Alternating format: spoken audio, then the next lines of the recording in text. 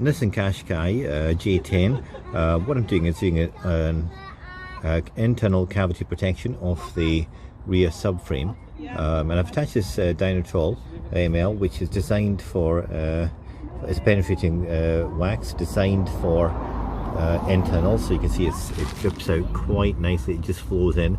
Of course, with internals you're not going to get any ability to remove the rust using brushes, metal brushes, or any other rust remover. So what we're doing is hoping for it to penetrate all the way through, and I'm going in through the cavities, pushing as far as I can do with the gun, and withdrawing it backwards and using a backwards and forward motion whilst pressing the Dinitrol, which is attached to the compressor, running at about I think it's 6 bar.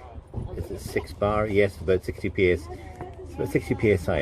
You really need to check it because it does vary with different guns. But that's what I'm doing. I'm just working through the cavities of this rear section, which is known to rust, and just going through all the holes, just pulling backwards and forward, and that's that. So just a quick squirt of this thing. You'll hear what it sounds like, and that's it. It just shoots in, and you'll notice a wee drip here because I've got a slight leak in there, but it's not enough for me to justify stopping and cleaning it all out. Because you need white spirits to just get a nice good seal. But next time I'll do that, what I'll do is I'll just get that seal tighter. It's the learning curve for me, and you can see it drips out, so paper to collect it and plastic to protect your driveway. I hope that helps. So I've basically sprayed the interior of the rear subframe with Dinitrol ML, which is very fluid, very easy to use, but getting into all the cavities, making sure you're getting into all the cavities is quite difficult on the subframe. Although there's lots of little areas, it's very tricky to get to make sure you get right to the end. So essentially I've done the best I can possibly do, which I've always said, if you can get 80%, that's perfect. And there's a very good chance you'll slow things down.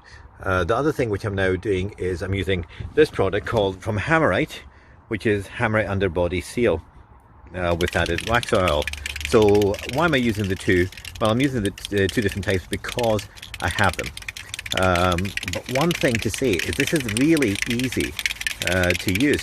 So you always think you're going to get a lot of spray and a lot of excess from this kind of product, but not really. I'm just gonna pick an area and just show you how easy this is to apply. So again, bear with me because I'm the only person here, and there we go. I'm just gonna apply some over to there. That's it.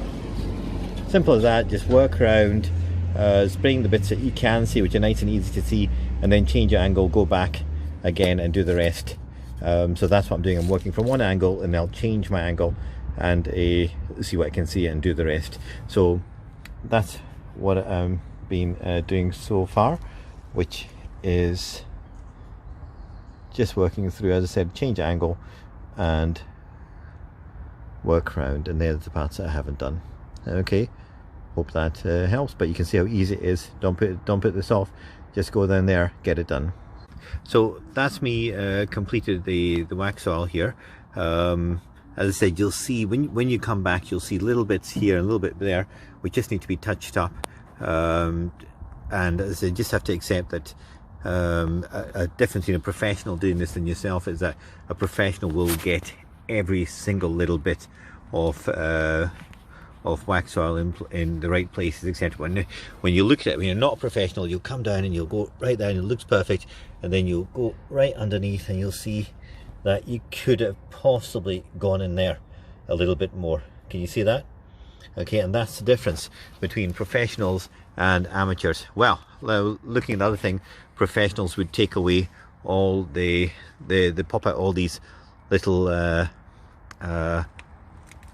caps out here and just pop them back, lift them back, and then you've got exposure to the metalwork there. Whereas what I've done is just run it through the wax oil behind it, behind the sheets, and I'm hoping that the sheets have given it some degree of protection. So essentially what I'm trying to do is prevent the MOT guys saying, listen, you know what, your whole rear subframe is rusted. I'm hoping they'll say, listen, you've got one area here which has got is weakened, you need to plate that. And that's a big difference between a £750 job and a £100 job. So that's what I'm aiming to do. I'll probably do this again maybe in about a year's time. Why? Because it'll just tidy up the bits that I've missed. You get better each time you're doing these. The one thing I've learned is that it's not as messy as I thought it was going to be.